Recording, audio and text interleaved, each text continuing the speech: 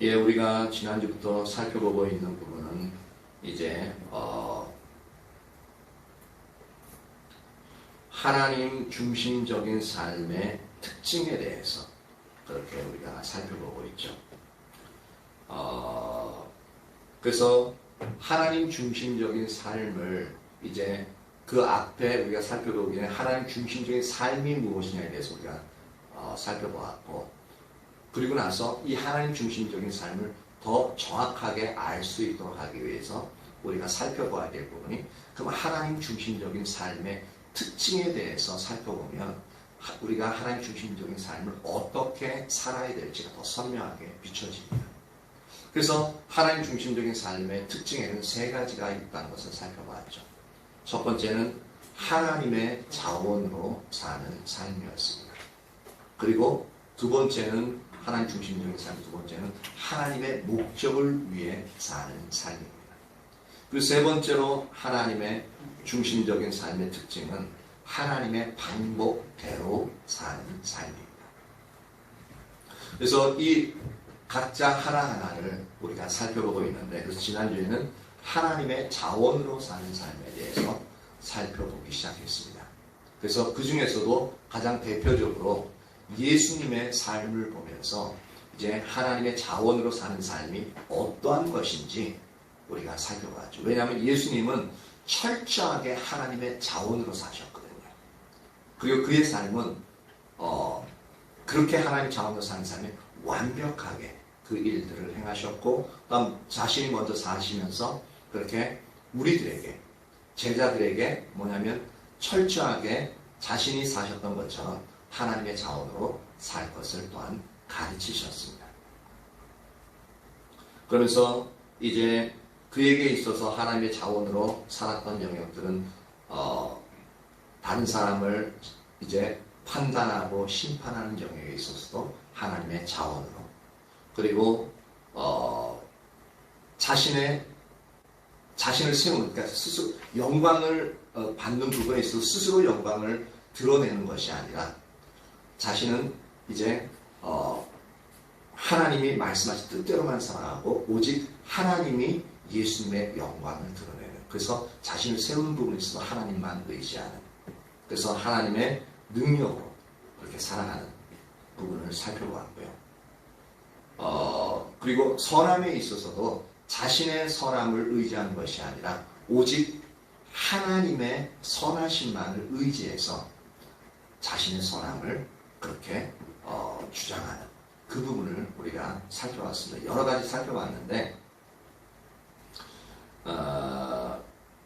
이제 오늘은 그야 연결되어져 가지고, 원래 이게 지난주에 다 끝났어야 될 영역인데 자세하게 설명하다 보니까 설명이 이제 시간이 많이 걸렸죠. 그래서 그 하나님의 자원으로 사는 삶에 연결되어진 부분인데, 그 부분이 뭐냐면 하나님의 자원으로 사는 삶의 핵심적인 한 부분이 바로 십자가에 의한 삶이다라는 부분을 오늘 이 시간에 살펴볼 겁니다. 이걸 잘 기억하십시오. 하나님의 자원으로 사는 삶의 핵심적인 한 부분이 바로 십자가에 의한 삶이다라는 이 제목을 잘 기억하십시오. 예수님께서는 하나님의 자원으로 사셨고 우리도 하나님의 자원으로 살아야 된다고 또한 말씀하셨습니다. 그래서 요한복음 6장이 바로 이 십자가의 복음과 관련해서 아주 핵심적인 구절 중에 하나인데요.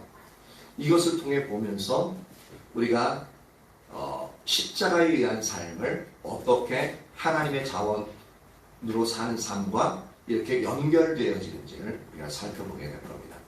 요한복음 6장 53절에서 57절을 살펴봅니다. 요한복음 6장 53절에서 57절입니다.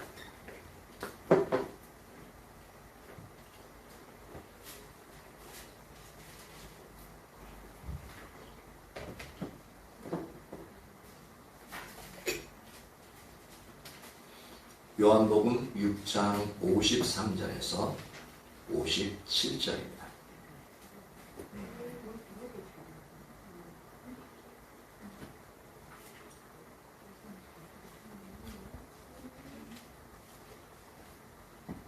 예, 여기서는 이제 예수님이 오병이어로 이제 그곳에 모인 5천 명을 먹이신 다음에 이제 오병이, 그러니까 아이의 도시락인데 오병, 그러니까 이제 보리빵 이제 5개나, 우리는 떡이라고 표현되어 있는데 거기서 떡 안 먹습니다. 빵이에요. 밀로 이제 하는 거니까 빵 5개하고 물고기 2마리. 그러니까 애의 점심이면은 얼마나 많겠습니까? 근데 그것을 남자들만 5천 명. 남자들만 5천 명이라는 것은 이제 그 자리에 여성들과 아이 뭐 다 이렇게 나이 드신 분들 이렇게 추산하면 보통 신학자들은 한 2만 명 이상이라고 이렇게 인원들을 추산합니다. 근데 그 많은 사람이 이 보리떡 5덩이와 물고기 2마리 가지고 배불리 먹었을 뿐만 아니라 그것을 버리지 않고 다 거두었는데 12광주리가 나왔어요. 이게 산술적으로, 과학적으로 합리적이지도 않고 이성적이지도 않아요. 그쵸? 그러니까 맨날 이 기독교를 신화적인 이야기다. 그건 그냥 우리나라 이제 박혁거세의 이제 그 신화처럼 어떻게 사람이 아래서 태어나냐 그런 것처럼 이제 예수님이 행하신 것도 그런 류의 이야기다라고 이야기를 합니다. 근데 만약에 그런 신화적인 존재고 그런 부분이 실제로 가능하지 않다면 우리가 지금 이 시간, 오늘 이 시간 여러분들 나올 필요 없습니다. 하나님이기 때문에 모든 것이 가능하셔요. 가능하시고 실제로는 근데 이것이 가능하다는 게 물리적인 법칙으로도 과학이 발달하면서 이 부분들이 증명이 되어지고 있습니다. 그래서 인정하지 않는 과학자들도 있는데 쉽게 얘기하면 이런 겁니다. 우리가 쌀 있잖아요. 쌀, 그쵸? 쌀 한 줌 가지고 어디 가냐면은 뻥튀기 하는데 거기 가가지고 쌀 한 줌을 줍니다. 그러면 그 뻥튀기 하는 기계 돌려서 뱅뱅뱅 돌리잖아요. 그러면은 나중에 그 돌리시는 분이 뻥이요 하면서 팍 하면 펑 터져 나오죠. 그럼 요만큼 집어넣는데 얼마큼 나옵니까? 한 자루 가득 나오잖아요. 근데 그러한 물리 법칙처럼 하나님이 그렇게 물질들을 그렇게 만들어 가실 수 있다라고 실제로 얘기하더라고요. 가장 그런 부분이 이게 제가 이과계통이라 그 창조과학에서 얘기하는 거 들어보면은 이래요. 우리는 원자가 있고 전자 뭐 이렇게 여러 가지가 있는데 그 우리 물질들 보면 이런 것들도 종이도 하나도 촘촘하게 빈틈이 없는 것 같잖아요. 그쵸?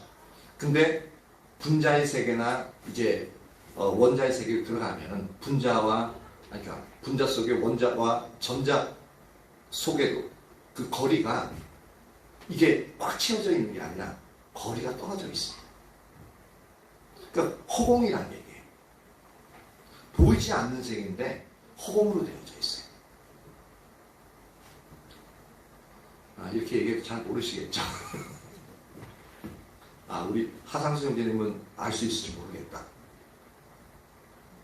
이과계 둥이죠. 나 자세히는 설명 못해요. 그냥 들은 얘기라. 어쨌든 전능하신 하나님이신 예수님, 이 부분을 실제로 할 수 있다는 겁니다. 이게 과학적으로 이제 들어가면 이 부분도 증명되어질 수 있는 그 실제로 이론적으로 증명되어 있는 영역들이 실제로 존재합니다. 어쨌든 그건 넘어가고 이제 요한복음 6장 53절에서 57절 다 같이 한번 읽어보도록 하겠습니다. 시작. 예수께서 이르시되 내가 진실로 진실로 너희에게 이르노니 인자의 살을 먹지 아니하고 인자의 피를 마시지 아니하면 너희 속에 생명이 없느니라. 내 살을 먹고 내 피를 마시는 자는 영생을 가졌고 마지막 날에 내가 그를 다시 살리리니 내 살은 참된 양식이요 내 피는 참된 음료로다. 내 살을 먹고 내 피를 마시는 자는 내 안에 거하고 나도 그의 안에 거하나니 살아계신 아버지께서 나를 보내시매 내가 아버지로 말미암아 사는 것 같이 나를 먹는 그 사람도 나로 말미암아 살리라. 우리가 가지고 있는 지성 그리고 이성 여러 감정들 그런 모든 부분들이 오직 하나님께로부터 왔습니다. 그러니까 하나님 형상대로 지음 받았죠. 근데 우리가 죄를 지음으로 말미암아 그것이 마음이 망가졌습니다. 오염이 많이 됐어요. 그래서 오직 하나님이 우리에게 지정의를 가진 인격체로 만드신 것은 뭐냐면 인격체이신 하나님과 교제하면서 하나님을 더 알아갈 수 있도록 그리고 그 친밀한 교제가 되어지도록 하기 위해서 인격체로서 우리를 만드셨거든요. 그러니까 하나님은 되게 합리적입니다. 성경을 볼 때도 여러분 이제 왜 이런 일이 일어나는가 어떻게 해서 이런 일이 일어날 수 있는가에 대해서 의문점을 항상 가지셔야 됩니다. 오병이의 기적들 마저도 옛날 과학이 발달하게 되면 이런 부분들을 이야기할 수가 없어요. 그냥 믿어. 안 믿어지는데 그럼 이리 와 우리 기도하자. 주여. 이야기에 믿음을 주시옵소서 꽉 눌러가면서 그렇게 저도 이제 기도받았던 그런 기억이 있어요. 그래서 더 물어보면 어떻게 하는 줄 아세요? 그래 믿음이 떨어졌니 왜? 그러면 다음부터는 그런 얘기 못해. 왜냐하면 난 궁금해가지고 물어봤는데 믿음 떨어졌다 그러니까 어떻게 얘기해요? 그쵸? 믿음 없는 게 더 드러나잖아요. 그래서 물어보지 못했어요. 그래서 혼자 끙끙. 아니 하나님 진짜 전능하시다면 나는 이해를 못하겠지만 하여튼간 이런 일들이 가능할 텐데 근데 어떤 원리로 이런 부분들이 되어질까?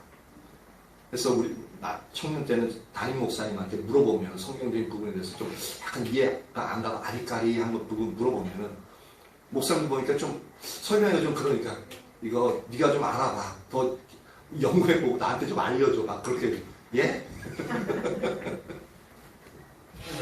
근데 우리가 이런 영역들을 이해하지 못하고 밝혀내지 못해서 그렇지 앞으로 분명히 제가 얘기하는데 과학이 발달하면 발달할수록 성경이 더욱더 과학적이고 합리적이고 실험적으로 증명될 수 있다는 영역들이 실제로 더 많이 밝혀질 겁니다.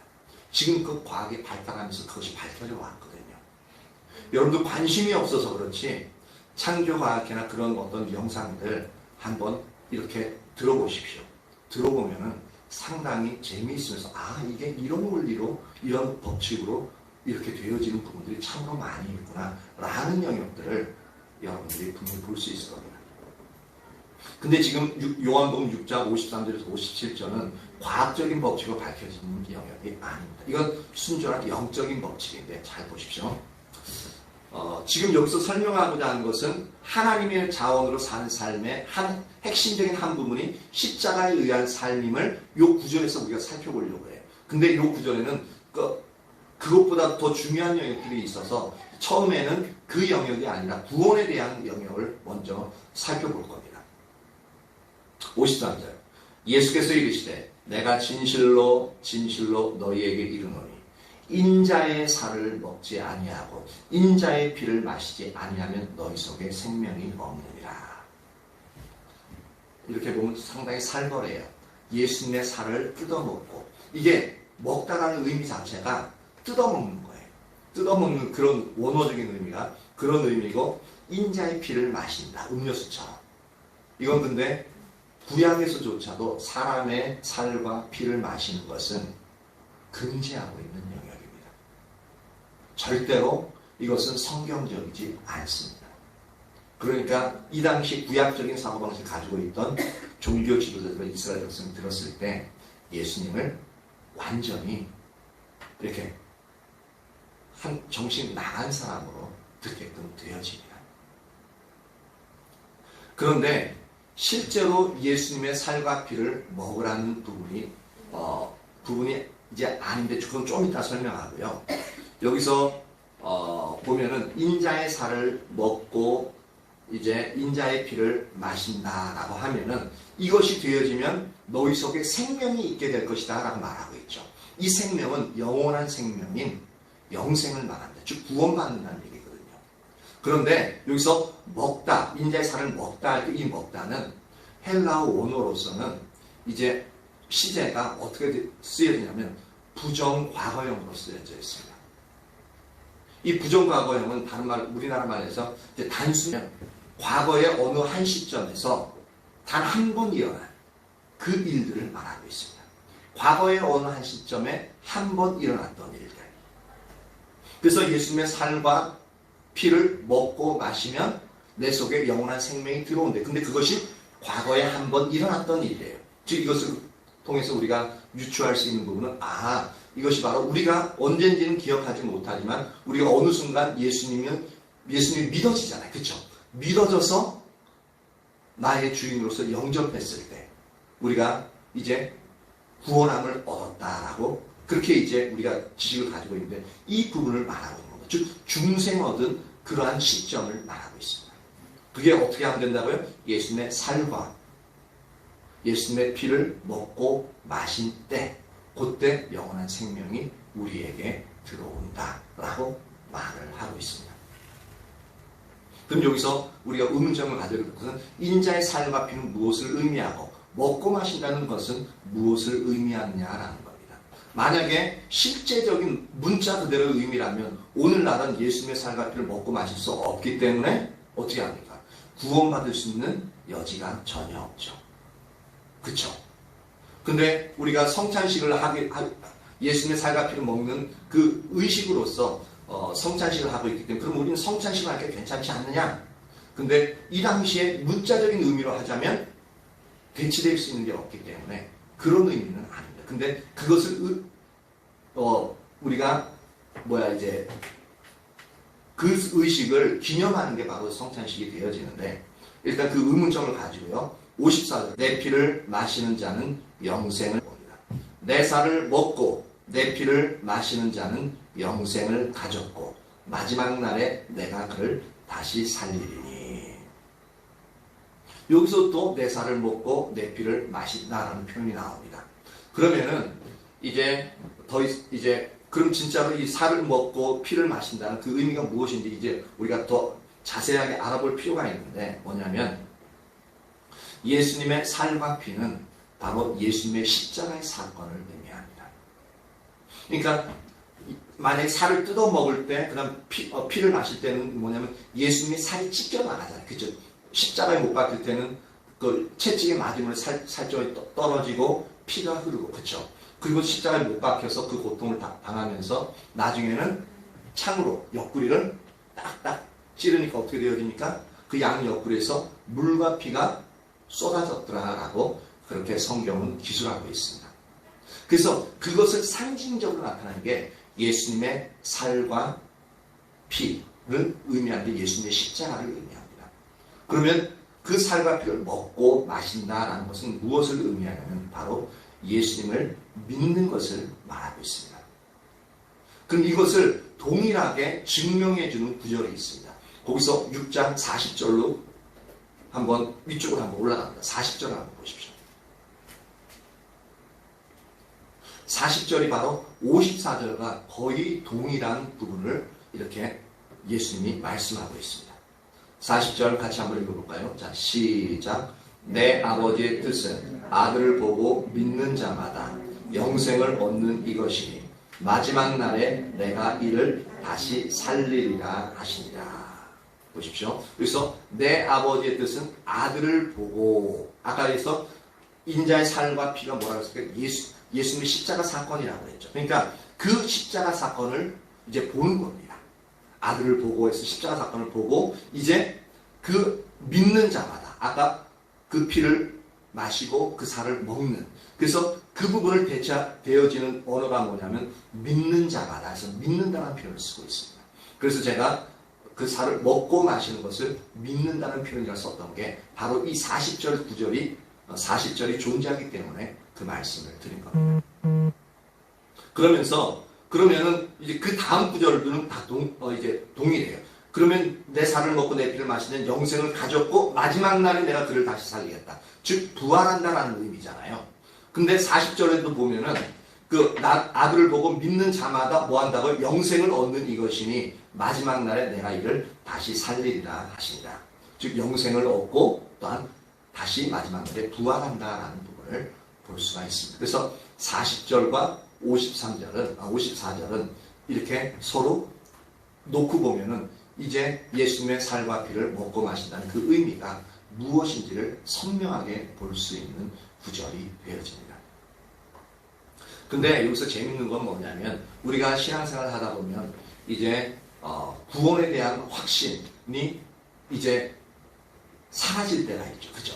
왜냐하면 내가 살아가는 삶의 모습을 볼 때 내가 잘 예수님을 믿어야 함에도 불구하고 온전히 믿지 못하고 계속 주님을 따라야 되는 건 아는데 잘 안 돼. 근데 내가 마음은 원하긴 하는데 자꾸 죄를 짓는 쪽으로만 계속 나가요. 그러다 보니까 어떻게 되어집니까? 내가 이러다가 진짜 구원이라도 받을 수 있을까? 할 수 있을까? 그런 생각들을 할 때가 있잖아요. 여전히 그런 생각을 또 우리가 이제 그대로 말씀대로 못 살 때 그런 생각을 할 때가 많이 있습니다. 근데 여기서 우리가 알 수 있는 것은 뭐냐면 아까 53절에서 인자의 살을 먹고 마실 때에 영생을 얻었다. 그러니까 과거에 한 번 그래서 구원함을 얻은 이제 중생에 대한 그 체험이 바로 53절에서 예수님이 말씀하고 있는 거거든요. 말씀하고 있고 이건 이제 동사의 시제를 보면 알 수 있는 거거든요. 근데 우리나라 말 성경으로서는 해석하지 못합니다. 근데 예수님이 말씀하실 때 이거 이 당시의 언어로서는 그 헬라어로 기록되어진 걸 보면 정확하게 구분할 수가 있습니다. 그리고 54절에서 내 살을 먹다라는 표현, 먹고 마신다라는 표현할 때 동사의 시제가 뭘로 쓰이냐면 현재형으로 씁니다. 현재형은 헬라어에서 현재형은 오늘날에서는 현재 진행형의 의미를 가지고 있습니다. 즉 그 동작이 지속적으로 반복되어지는 겁니다. 그러니까 너희가 이 현재에 예수님의 살과 피를 지속적으로 먹고 마신다는 의미입니다. 즉 뭐냐면 우리가 그러니까 구원받고 난 이후에 지금 구원받고 난 이후 시점부터 지속적으로 지금까지 그리고 앞으로도 우리가 예수님의 십자가의 보혈을 의지하여 우리의 모든 죄를 씻고 죄를 지을 때마다 회개하고 주님의 보혈을 의지하고 그렇게 지속적으로 나아가는 바로 그 영역을 내 살을 먹고 내 피를 마시는 자는 하면서 이것을 현재형으로 쓰고 있는 겁니다. 이렇게 되어질 때 뭐냐면 영생은 가졌고라고 표현하고 있습니다. 가졌고라는 건 이전에 가졌다라는 것을 이제 이야기하고 있죠. 그러니까 지속적으로 우리가 예수의 십자가를 의지하여 주님 앞에 서는 삶을 살아간다면 구원의 확신에 대해서 걱정할 필요가 없다는 겁니다. 즉 영생을 가지고 있다는 것을 확증해주고 있는 영역입니다. 그리고 마지막 날에 우리가 예수님의 약속과 같이 예수님처럼 부활하게 될 것을 분명하게 약속하고 있습니다. 상당히 예수님 말씀하시는 부분에 있어서 구원에 있어서도 상당히 논리적으로 말씀하고 있습니다. 맨 처음에는 53절은 중생에 대한 구원받는 부분에 대해서 얘기하고 그리고 나서 현재 성화의 과정에서 우리가 삶을 살아가는 부분에서 계속적으로 우리가 예수님의 십자가를 의지해야 될 영역을 이야기하면서 구원의 확신에서 의식을 갖고 있는 부분이 있을 수 있기 때문에 또 구원을 이미 가졌고 그 다음 다시 너는 부활하게 될 거야. 어떨 때? 예수님의 십자가의 보혈을 항상 의지할 때 그 영역을 이제 54절에서 이야기하고 있습니다. 그러면서 55절에는 어떻게 그럴 수 있느냐?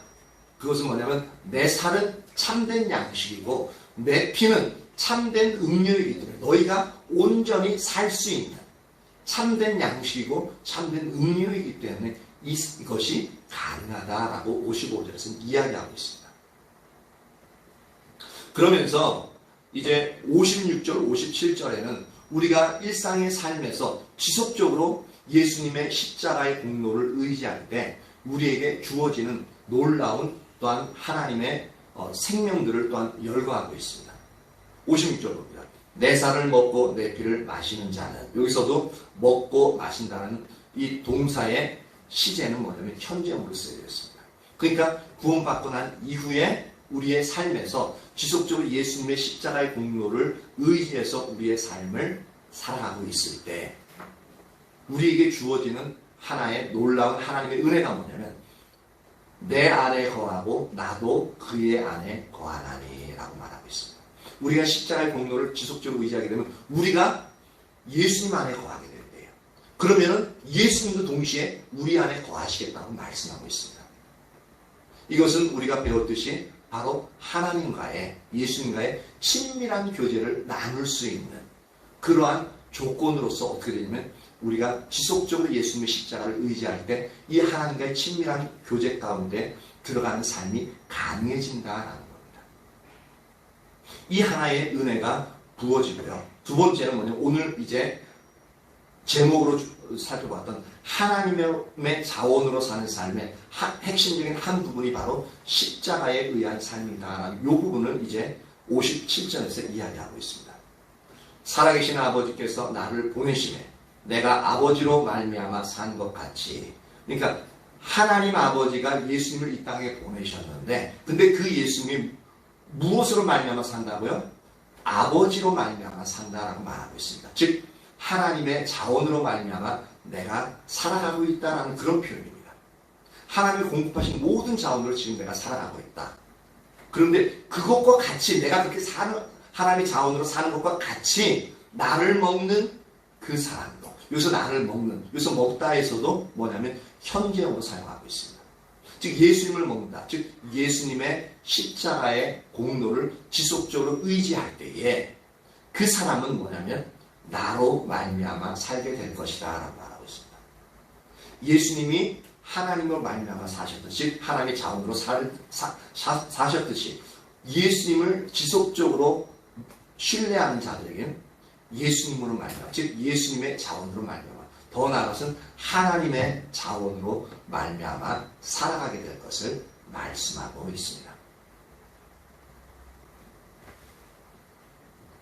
그래서 예수님은 하나님의 선하심만을 자기가 의지하는 선으로 삼고 사셨어요. 즉 하나님의 자원을 의지해서 삶을 사신 거죠. 그리고 예수님은 하나님의 능력만을 자기가 의지하는 능력으로 삼으셨어요.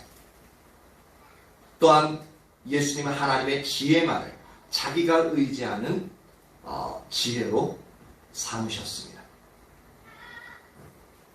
이것이 바로 예수님이 하나님의 자원으로 사신 방법이거든요.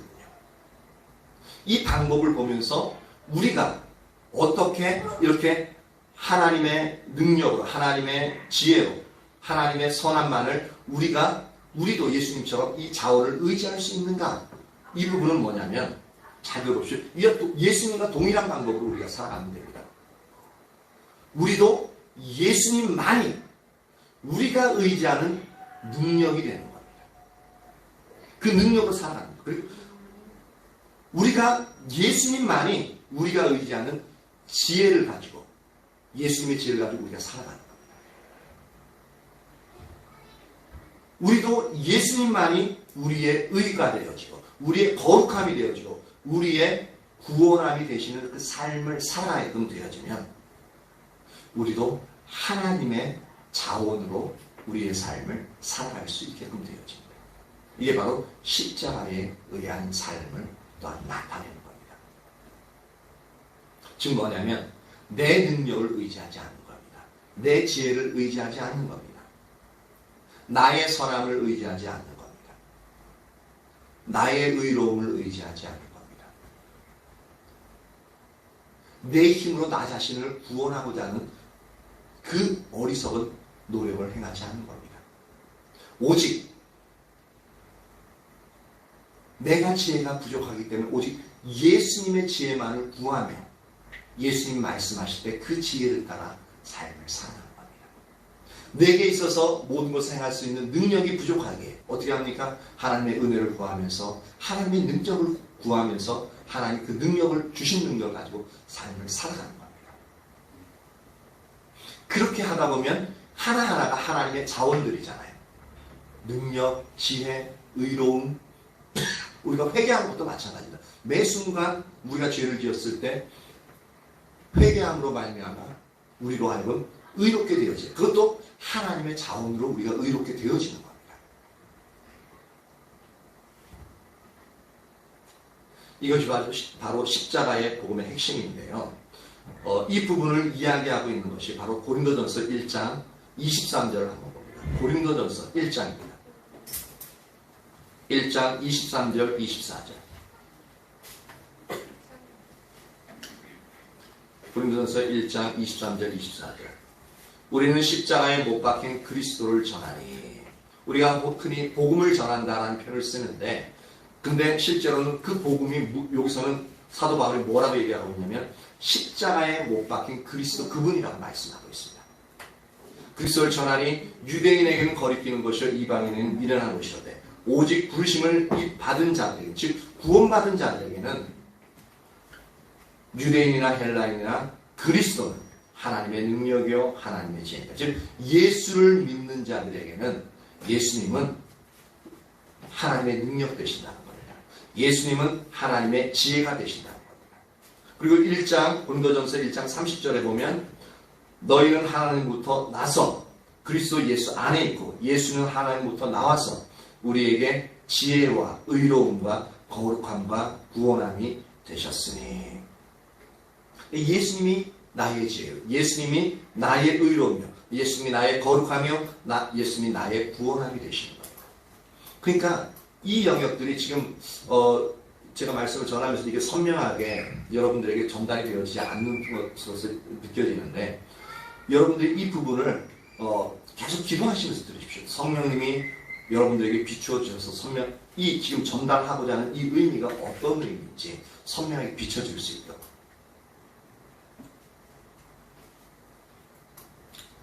이렇게 이제 우리가 살펴본 것은 하나님의 자원으로 사는 삶의 한 핵심적인 부분이 바로 십자가에 의한 삶임을 이제 우리가 살펴봤고요. 그래서 하나님의 자원으로 사는 삶에 대해서 살펴봤고, 지금 이어서 우리가 살펴볼 것은 하나님의 목적을 위해 사는 삶을 살펴보려고 합니다.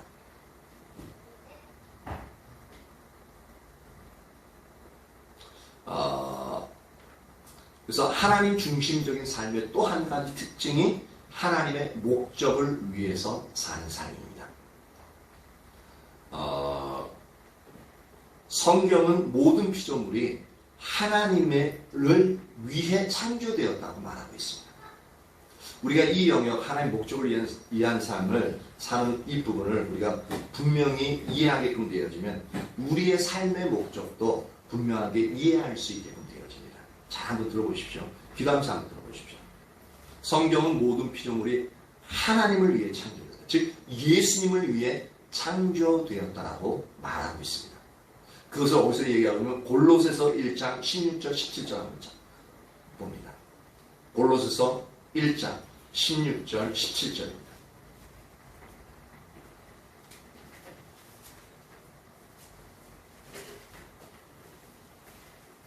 골로새서 1장 16절 17절 같이 한번 읽어볼까요? 16절 17절 만물이 그에게서 창조되되 하늘과 땅에서 보이는 것들과 보이지 않는 것들과 혹은 왕권들이나 주권들이나 통치자들이나 권세들이나 만물이 다 그로 말미암고 그를 위하여 창조되었고 또한 그가 만물보다 먼저 계시고 만물이 그 안에 함께 섰느니라. 16절 보면 만물이 그에게서 창조되되 여기서 그는 예수 그리스도를 말하고 있습니다. 즉 통칭적으로 하나님이라고 이야기하면 되죠. 만물이 예수님에게서 창조되어야 돼. 즉 하늘과 땅에서 보이는 것들과 보이지 않는 그 모든 것들, 왕권이나 주권들, 통치자들, 권세들, 만물들 다 그로 말미암고 즉 예수님으로 말미암고 그리고 그를 위하여 창조되었다라고 말하고 있습니다. 이게 참 중요해요. 우리의 존재 목적. 우리의 존재 목적. 만약에 진짜 여러분들이 믿는 하나님이 실제로 존재하신다고 여러분들이 실제로 믿는다면, 그리고 진짜 그분이 존재한다면, 그분이 존재하셔서 말씀하시는데 우리를 창조하신 목적이 바로 하나님을 위해서 창조되어야 돼요. 그럼 우리의 존재 목적이 분명히 나오죠. 우리가 어떻게 해서 누구로부터 왔는지도 우리의 근원도 분명히 보여집니다. 우리의 근원은 하나님입니다. 그리고 우리의 존재 목적은 하나님을 위해서 창조되었습니다. 근데 우리가 배우고 있는 진화론 보십시오. 우리의 근원, 그냥 우연히 생긴 겁니다. 그리고 우리가 태어난 그 목적도 의미가 없어요. 그냥 생존을 위해서 살아난 거예요. 생존을 위해서 살아가는데 약한 것들은 도태되고 강한 것들만 살아나는 자연의 법칙에 따라 살아나가는, 그러고서 그것을 더욱더 진화돼. 목적이 없어요. 그러니까 이 사회가 그런 사상이 만연하다 보니까 어떻게 약육강식의 사회가 되어지고 강한 자가 약한 자를 누르고 밟고, 왜냐면 진화론이니까. 진화해서 어차피 우선, 그러니까 힘있고 잘난 놈들만 살아남고 못난 사람은 어떻게 해? 짓밟히는 게 어차피 진화론의 구조예요. 맞죠? 그러니까 인격이라는 게 존재하지 않습니다. 진화론에서. 근데 보십시오. 우리가 하나님의 형상을 따라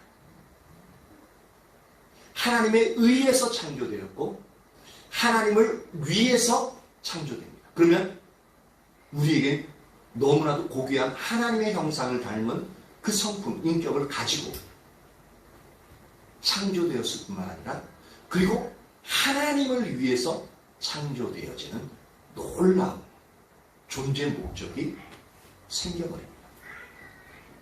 그럼 진화론과 이 창조론의 우리 인간의 가치는 완전히 달라집니다. 진화론은 우리 인간을 수단으로서 여겨도 아무 할 말 없어요. 왜냐하면 그게 여태까지 살아왔던 방식입니다. 근데 기독교에서는, 창조론에서는 인간을 수단으로 여기면 곧장 하나님 앞에서 사형의 죄로서 다스려집니다. 절대로 인간을 수단으로서 여기서는 안 돼. 왜? 그분의 형상을 닮았잖아요. 아무리 못나고 아무리 어리고 아무리 병약하고 장애인으로 태어났다 할지라도 그 한 사람 한 사람마다 모두 하나님의 형상을 따라서 하나님을 위해서 창조되어집니다. 그건 너무나도 거룩하고 존귀한 존재입니다. 여러분 무엇을 택하시겠습니까? 하나님이 안 믿어진다 할지라도 우리가 이 둘 중에 하나를 선택할 권리가 있다면 여러분 창조를 선택하시겠습니까? 아니면 진화를 선택하시겠습니까?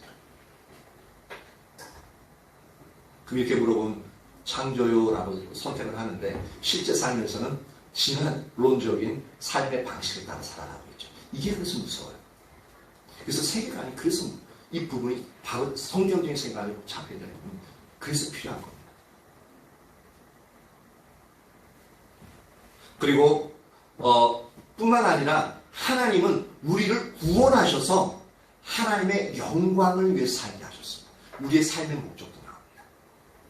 구원하셔서 어떻게 그 목적이면 하나님의 영광을 위해서 살게 하셨어요.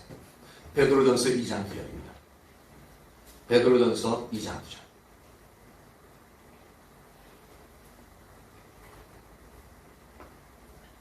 베드로전서 2장 9절.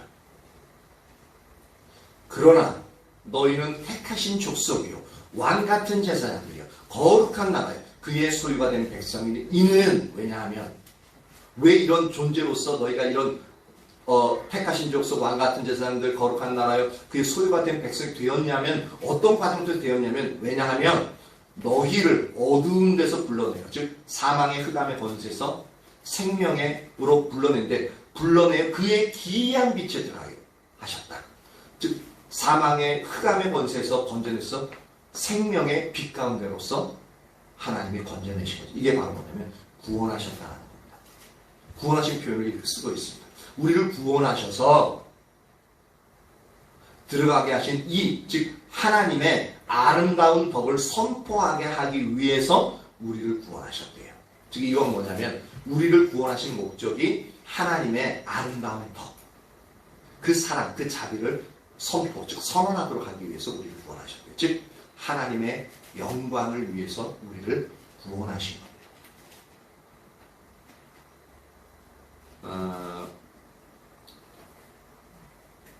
한 군데 더 찾아본데 고린도후서 5장 15절을 한번 찾아봅니다. 고린도후서 5장 15절.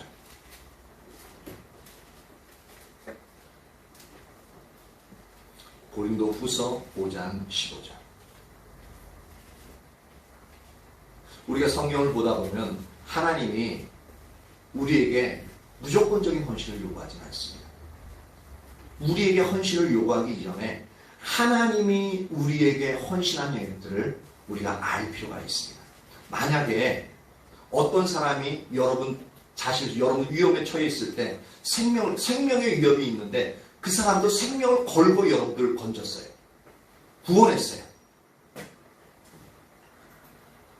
그러면 여러분들 그 생명의 은인이 너무너무 감사하겠죠. 그러면 어떻게 하겠습니까? 그 사람의 자신의 생명을 아끼지 않고 내 생명을 구해줬으면 여러분들도 그 사람에서 최소한 감사함과 고마움의 표시를 하겠죠. 그리고 내가 그 사람을 위해서 도울 수 있는 부분이 있다면 여러분들도 성심성에 여러분 할 수 있는 만큼은 그 일들을 행해 나갈 겁니다. 맞죠?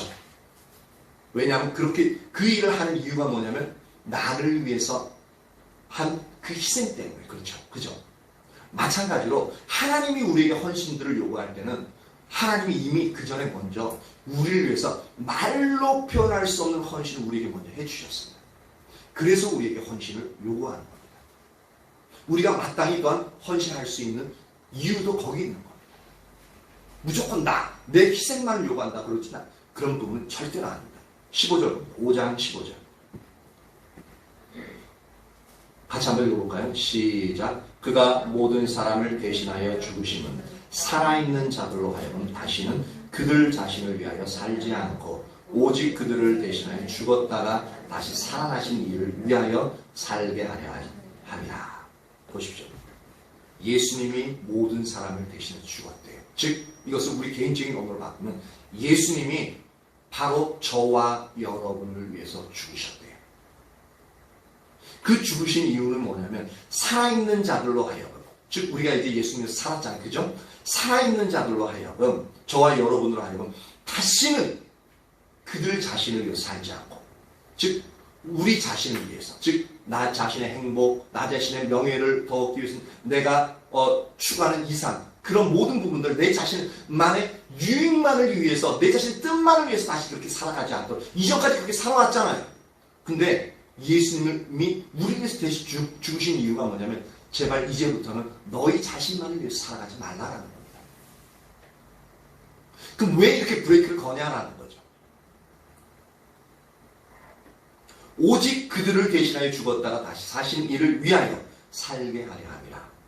예수님이 우리를 위해서 대신 죽으신 이유는 뭐냐면 오직 우리가 예수님을 위해서 대신 살 수 있도록 하기 위해서 죽으셨다라고 말하고 있습니다. 즉 우리를 구원하신 이유가 뭐냐면 하나님 그분만을 위해서, 하나님의 영광을 위해서 살도록 하기 위해서 우리를 다시 살려놓으셨다는 말하고 있습니다. 그럼 왜 우리 자신만을 살아서는 안 되느냐라는 겁니다. 저나 여러분들이나 우리 자신을 살고 싶잖아요. 그렇지 않습니까? 전적으로 하나님만을 위해 살고 타인을 위해서만 살고 싶습니까? 저는 본성이 좀 악해가지고 전 그렇지 못해요. 그래서 우리 애들하고도 먹을 때 맛있는 것을 막 싸움 먹고 막 뺏어 먹고 막 그래요. 전쟁 나요. 본성적으로 탁하다면 춤만 꿀꺽 생각 너희들 먹어라 라고 할 텐데 제가 좀 그러질 못해요. 근데 예수님이 하신 말씀이 더 이상 너희들 자신만을 위해서 살지 말라라고 얘기하고 있습니다. 세계적인 베스트셀러 중에 하나인, 여러분들 아마 책에 대해서 좀 관심이 있는 분들은 아마 좀 들어본 책일 텐데 상당히 제가 청년 때 그때 나왔던 책인데 뭐냐면 리고렌 목사님의 목적이 이끄는 삶이라는 책이 나왔습니다. 한 350페이지, 거의 한 400페이지 되는 두꺼운 책인데 그때는 그게 그 가치관 자체를 제가 이해하지 못해가지고 몇 번을 읽고 너무 중요한 책이라 막 질문도 거기 생각해볼 문제도 있으면 그거 하나하나 이제 이게 메모지 사가지고 쓰고 그 다음 답도 달고 그랬는데 그래도 이해를 못하겠더라고요. 목적이 이끌어서 가치관 자체가 완전히 달라서 그렇습니다.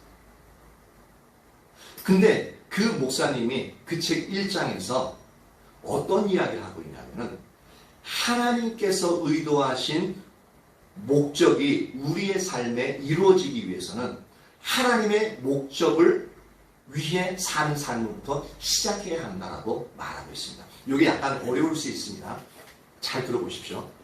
하나님께서 의도하신 목적이 우리의 삶 속에, 하나님의 의도가 우리의 삶 속에 이루어지기 위해서는 우리가 하나님의 목적을 위해 사는 삶으로부터 시작해야만 그 하나님의 의도가 우리에게 이루어질 수 있다는 겁니다. 아까 우리가 살펴봤던 것은 우리가 하나님을 위해 우리가 창조되었고 하나님의 영광을 위해 살아갈 수 있도록 하기 위해서 우리가 구원받았다고 분명히 이야기하고 있죠. 그러니까 우리의 출처는 하나님이었고 우리의 창조된 목적도 하나님이었고 우리가 구원받은 목적도 하나님을 위해서 구원받았습니다. 근데 이분이 이렇게 얘기합니다. 그 책에서 어떻게 얘기하고 있냐면 우리가 스스로에게 초점을 맞추고 시작한다면 삶의 목적에 도달할 수 없다고 딱 당하고 있습니다. 우리 아들이 가끔가다 막 이제 자기가 공부해야 되는데 하기 싫으면 하는 말이 있어요. 아이고 인생이 뭐야? 인생. 그게 싫다는 거예요. 지금 하는 거. 우리 아들 갑자기 거기 쓱 있는데 예배 끝나면 또 저한테 뭐라 그러래? 왜 또 날 걸고 나가지?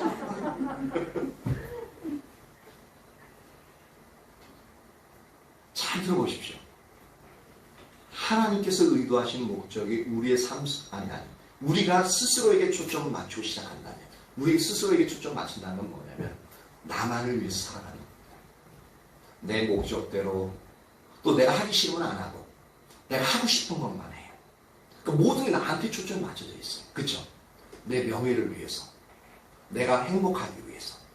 이렇게 우리가 스스로에게 초점을 맞추고 우리의 삶을 시작하고 있다면 삶의 목적에 도달할 수 없대요. 근데 이 말 들어보면 아닌데 나는 삶의 목적이 충분히 내가 원하는 삶을 이루면 삶의 목적에 도달했는데 라고 말할 수 있습니다.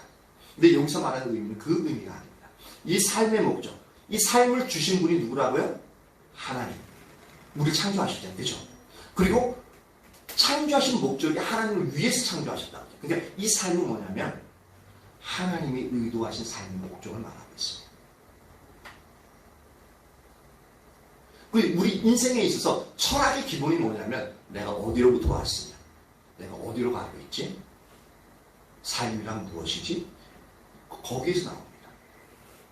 죽음은 무엇이지, 죽음 이후에는 어떻게 되어지지, 거기서부터 철학적인 사고들이 철학이 발생하게 되어집니다. 그래서 여러 가지 이론들이 발생하게 되어집니다.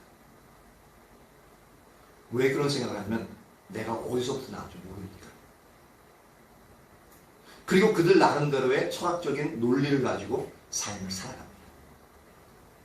여러분들이 삶을 살아가는 모습도 그 영역으로 나름대로 예수를 믿는다고 하지만 여러분들이 가지고 있는 세상에서 여러분들 모르게 받아주고 있는 그 철학적인 그런 이론 가지고 여러분들 행복을 위해서 살아갑니다.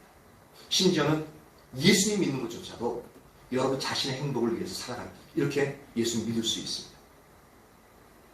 근데 성경에서 이야기하는 분명한 것은 뭐냐면 우리는 하나님에 의해서 창조되어졌고 우리의 출처입니다. 시작의 출처. 그리고 우리는 하나님을 위해서 창조되었습니다. 하나님의 영광을 위해서 우리가 만들어졌다. 우리의 삶의 목적이 하나님을 위해서 만들어진 겁니다. 그러니까 우리의 삶은 우리 자신으로부터 출발해서는 절대 안 됩니다. 그러니까 그렇게 시작하고 있다면 리오네 목사님 말씀하신 것처럼 이 삶, 우리의 인생에서 삶의 목적에 절대로 도달할 수 없습니다. 이 한 문장에도 이런 의미를 품고 있으니까 제가 이런 의미를 모를 때 청년 때 읽으니까 도대체 이해를 못해요. 이게 분명히 글자는 우리나라 한글 맞는데 의미를 모르겠더라. 그 다시 얘기합니다. 삶의 목적에 도달하기 위해서는 우리의 창조주 하나님으로부터 시작해야 한다. 동일한 말을 하고 있죠. 삶의 목적에 도달하기 위해서는 우리의 창조주 하나님부터 시작해야 한다. 왜냐하면 그 삶의 목적은 하나님이 의도하신 삶의 목적에 도달하는 부분이기 때문에 그렇습니다. 근데 그것이 나로부터 시작하면 어떻게 된다고요? 절대로 도달하지 못해요. 이것이 하나님, 그 창조주로부터 시작해야만 그 삶의 목적에 도달할 수 있다고 얘기하고 있습니다. 그러면서 다시 얘기합니다. 우리는 하나님에 의해, 하나님을 위해 창조되었고 그것을 이해하기 전에는, 즉 우리가 하나님 의해 창조되어지고 하나님 위에 창조되어졌다는 이 영역을 우리가 받아들이지 못하고 이것을 이해하지 못한다면 결코 우리는 삶, 즉 인생을 이해할 수 없다라고 말하고 있습니다. 인생의 난제가 되어진 거예요. 그래서 여러 철학자들 여러 가지 말을 하고 얘기를 하지만 여전히 그들은 인생에 대해서는 물음표, 그냥 썰일 뿐이에요. 이렇지 않을까? 이렇게 되어지지 않았을까? 라는 생각만을 하고 그들 나름대로 논리를 주장하고 있습니다. 그러니까 저는 가장 싫었던 게 철학적인 사고, 철학적인 서술을 너무 싫었어요. 보면 뭔 소리인지도 모르겠고 그런 사고 자체를 하기 싫었어요. 단순해가지고. 근데 성경에는 명쾌하게 얘기하고 있습니다. 우리의 출발점은 하나님이에요. 우리의 목적 자체도, 창조된 목적 자체도, 구원되어진 목적 자체도 바로 하나님을 위해서 그렇게 되어졌다는 겁니다. 그러니까 우리의 삶은 하나님을 위해서 살아나가야만, 즉 하나님의 목적을 위해서 살아나가야만 우리의 삶의 존재의 의미가 우리에게 분명해지고요. 그리고 우리의 삶에 있어서 가치도 하나님의 목적을 위해 살아갈 때, 그분만을 위해 살아갈 때 우리 삶의 가치도 드러나게끔 되어져 있고요. 그래서 하나님의 목적을 위해 살아갈 때는 하나님이 그 사람마다 삶의 모양은 다 다르지만 너는 성공된 삶을, 올바른 삶을 살아가고 있다고 분명히 이야기하십니다. 근데 세상에서는 이런 가치관이 아니면 어떻습니까? 성공한 사람 그러면 상위 몇 프로, 돈 많고 명예 없는 상위 몇 프로죠. 1%. 그 나머지 어떤 삶이에요? 다 실패한 삶이에요. 그 사람들 기준을 맞춘다. 우리는 모두가, 대부분의 사람은 다 실패한 삶을 살아가고 있는 거예요. 그런 면에서 성경에 보면 우리가 우리의 존재가 어디서 출발했는지를 알고 그분의 목적을 위해서 평범한 삶을 살아간다 하죠. 비록 명예도 없고 물질도 적고 우리가 가진 재능도 적다 할지라도 우리가 그 하나님 분명히 알고 하나님이 인도하시는 삶을 살고 있다면 어떻게 되어져요? 그 하나님 목적을 따라가고 있다면 우리의 삶은 성공하고 있는 거예요. 성공적인 삶을 살아가고 있는 겁니다. 놀라운 우리의 삶에 대한 만족도, 그리고 우리의 삶의 고귀함을 우리가 평범한 삶에서 찾을 수 있게끔 되어집니다. 그래서 하나님의 목적이 너무너무 중요해요. 우리의 존재 가치가 드러나게끔 되어져 있습니다. 우리가 삶을 살아가면서 여러분들이 직장 생활하고 여러분이 학업 공부하면서 여러분의 존재 가치를 얼마나 느꼈습니까? 항상 여러분의 존재 가치를 느끼면서 살아왔습니까? 그랬으면 너무 행복했겠죠. 근데 대부분은 있는 듯 없는 듯 존재 가치 없이, 제가 그랬어요. 너무 내성적이라 있는 듯 없는 듯 그렇게 학창시절을 보내왔던 사람입니다. 지금하고는 성격이 많이 달라요. 완전히 존재의 의미가 없는, 그냥 다른 사람이 내 이름 한번 부르면 그게 좋아요. 왜? 내 존재를 인정해 줬잖아요. 그러면 한번 웃어주고, 그리고 또 그 나를, 그러니까 수동적인 거죠. 내성적이다 보니까 불러주면 너무 좋은 거예요. 왜? 내 존재를 인정해 주니까.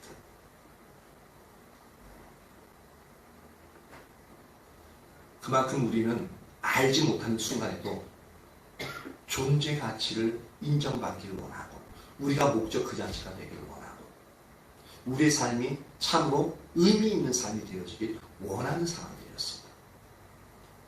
근데 그렇게 안 되죠. 끊임없이 노력해도, 밤잠 못 자고 노력해도 때로는 많은 경우 실패한 삶을 다 전락하게 되어집니다.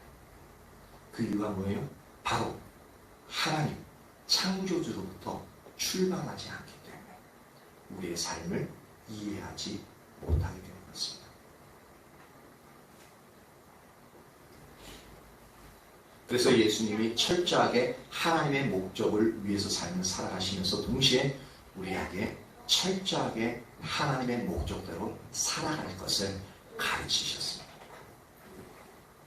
그 하나님의 목적대로 살아갈 때 진짜 우리는 하나님의 목적대로 살니까 내 목적은 어떻게 하고 나도 하고 싶은 건 많은데 그래서 막 거부감이 생기잖아요. 근데 우리가 지금 살펴본 것처럼 하나님의 목적을 위해 살아갈 때만이 비로소 우리의 존재 가치, 우리의 삶의 놀라운 존귀함, 그것이 하나님으로부터 얻을 수 있다고요. 그리고 그 속에서 행복과 위로와 만족을 얻을 수 있다고요.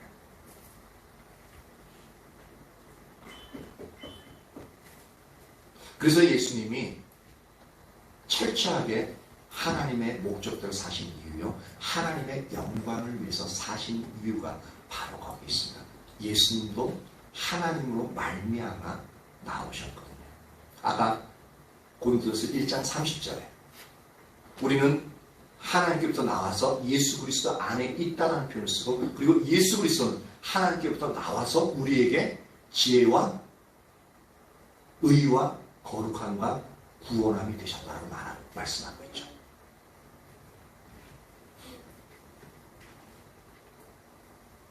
예수님이 철저하게 하나님의 영광을 위해 사셨는데, 이것은 요한복음에 나오는 몇 구절들만 살펴봐도 알 수 있는데요. 제가 몇 가지 구절들만 한번 읽어보도록 하겠습니다. 요한복음 5장 30절에 보면 내가 아무것도 스스로 할 수 없노라. 듣는 대로 심판하노니 나는 나의 뜻대로 하려 하지 않고 나를 보내신 이의 뜻대로 하려 함으로 내 심판은 의로우니라. 여기 보면 나를 보내신 이의 뜻대로 하려 함으로, 즉 나를 보내신 이의 뜻이 뭡니까? 하나님의 목적이죠. 하나님의 의도잖아요. 그러니까 하나님의 목적대로 그렇게 삶을 살아가는. 그래서 예수님이 다른 사람을 심판하고 판단해도 그것은 의로울 수밖에 없다는 거죠. 왜냐하면 하나님의 판단은 항상 옳잖아요. 그렇죠? 그러니까 의로운 거예요.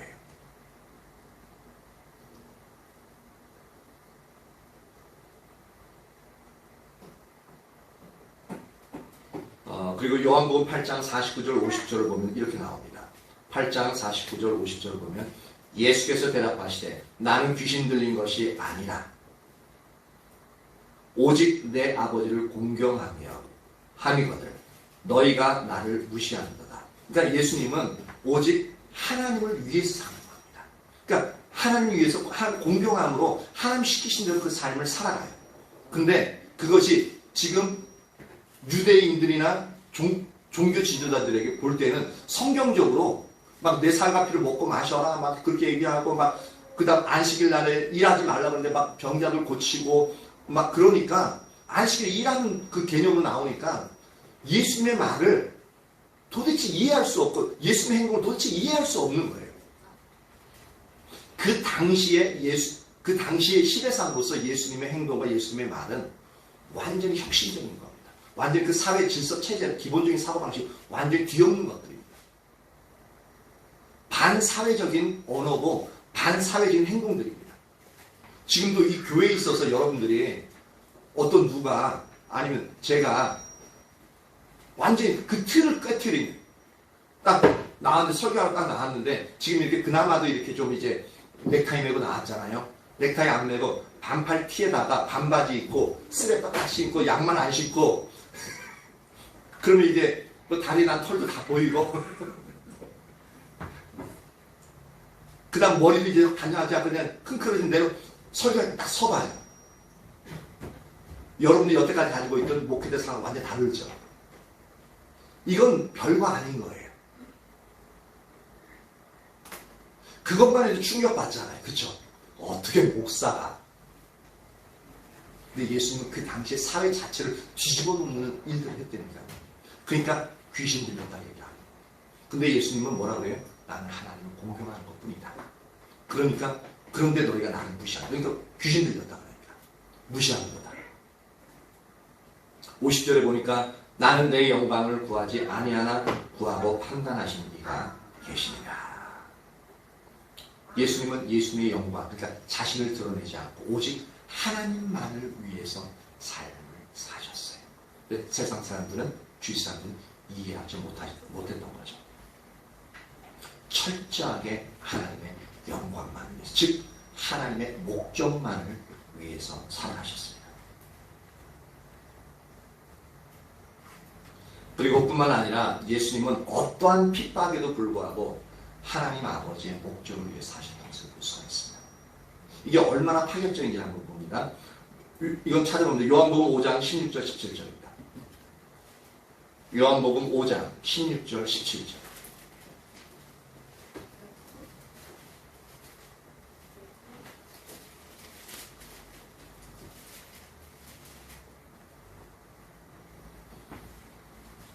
(16절) 보면 그러므로 안식일에 이러한 일을 행하신다 하여 유대인들이 예수를 박해하게 된지라. 이제 예수님을 박해하는 그 시점이 언제였냐면 베데스다 연못가에서 38년 된 병자를 고쳐주셨어요. 근데 고치는 것 자체는 문제가 안 돼요. 근데 이것이 언제 됐다고요? 안식일날. 안식일날 고쳤을 뿐만 아니라 그 38년 된 병자가 낫고 일어날 때 거적대기를 들고 가라고 했어요. 안식일날은 어떤 물건을 몇 보 이상 옮기지 못합니다. 왜냐면 일하는 게 돼요, 지금. 그리고 사람들을 치료하는 것조차도 일하는 거기 때문에 절대로 치료해서는 안 됩니다.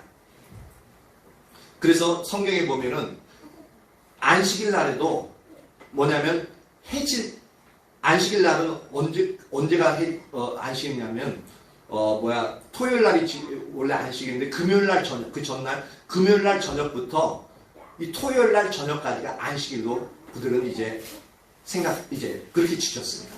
그러니까 안식일이 끝나는 때가 언제냐면 그 토요일 날 안식일 날에 저녁부터 해가 딱 질 때부터는 안식일이 이제 끝난 거예요. 그러니까 다른 이제 병자들이 치료받으러 올 때 언제 나왔냐면 그 안식일 날 해 딱 지고 나면은 많은 병자들이 예수님께 몰려왔었습니다. 그들도 안식일 지켜야 되잖아요. 지키고 그리고 거기에 대해서 안식일 어기면 이제 돌맞아 죽는 법이 율법이니까 그래서 철저하게 지키기 위해서 이제 그 해진 다음에 또 나오거든요. 그러니까 그 일반 백성들의 의식 속에서도 병고침을 받고는 싶은데 병고침 받는다 그 자체가 일하는 거기 때문에 아무리 죽어가도 그 시점에 나오지 않는 겁니다. 근데 예수님이 안식일 중에 낮에 그것을 고쳤어요. 그러니까 안식일 어겼잖아요. 그러니까 핍박하는 겁니다. 그러니까 이제 핍박하는 이제 유대인들의 불길이 점점점 타오르고 있어요.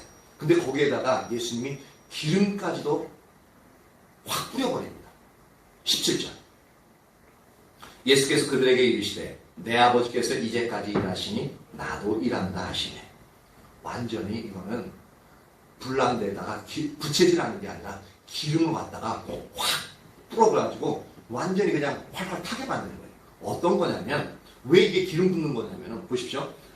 아버지께서 이제까지 하나님 아버지가 안식일 날 지금도 일하고 계신다는 얘기예요. 근데 창세기 보면 어떻게 되어 있습니까? 제 6일 동안 일하시고 7일 때는 안식하셨다라고 말하고 있죠.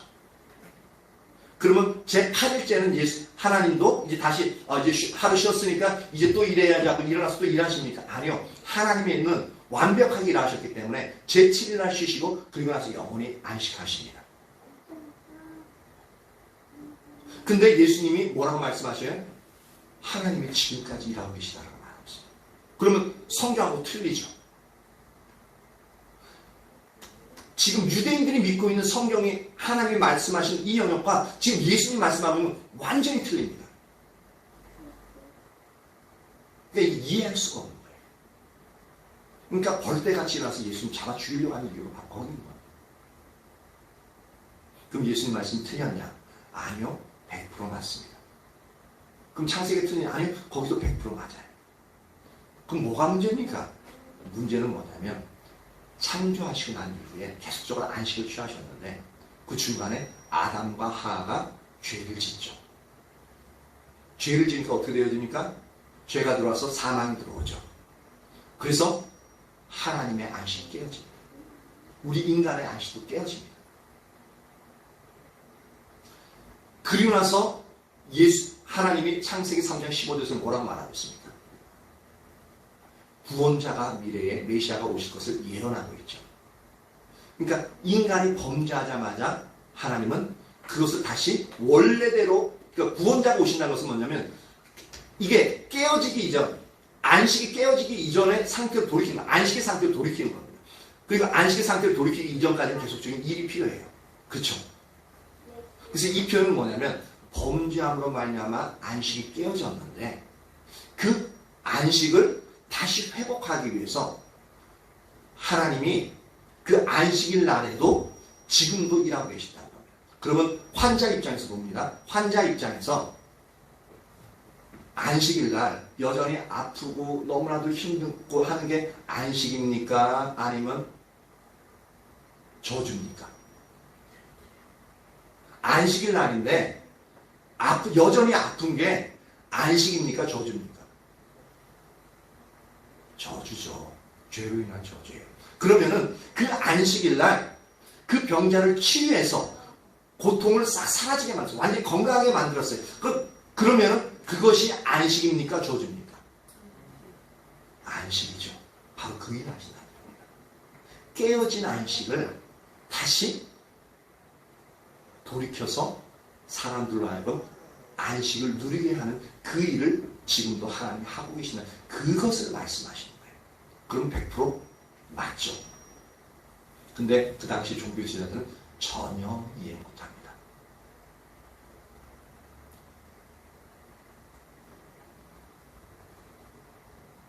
이처럼 예수님께서 하나님께서 이제까지 일하신 나비입니다. 이게 예수님이 그 당시 유대인이기 때문에 안식일날 이 치유하고 또 안식일날 하나님이 일하고 계시다가 말하면은 유대인들이 핍박할 줄 알았을까요? 몰랐을까요?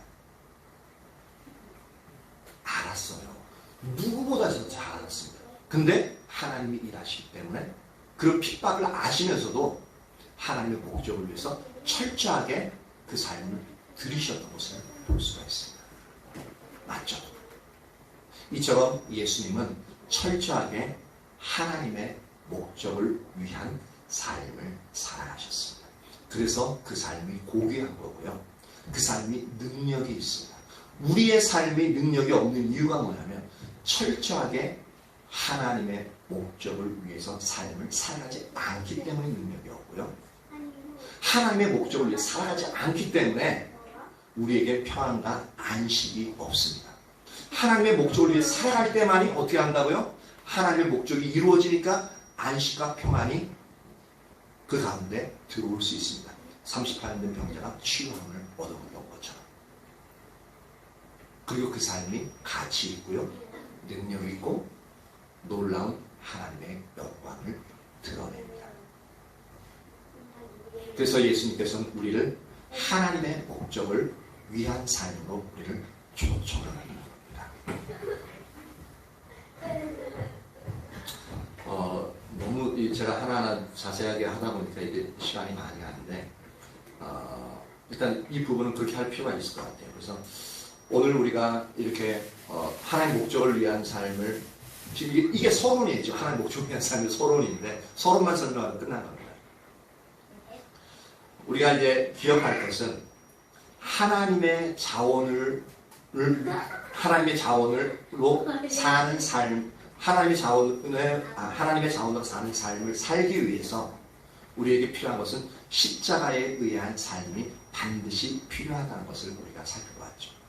그리고 두 번째로 살펴본 것은 하나님의 목적을 위한 삶을 살펴봤는데 그 가운데서 예수님이 철저하게 하나님의 목적을 위한 삶을 살아가신 부분들을 살펴보면서 우리도 우리의 삶의 출발점은 오직 하나님으로부터 시작하고 하나님을 위한 삶을 살아야만이 우리가 하나님이 의도하신 삶의 목적을 성취할 수 있다는 것을 살펴봤습니다.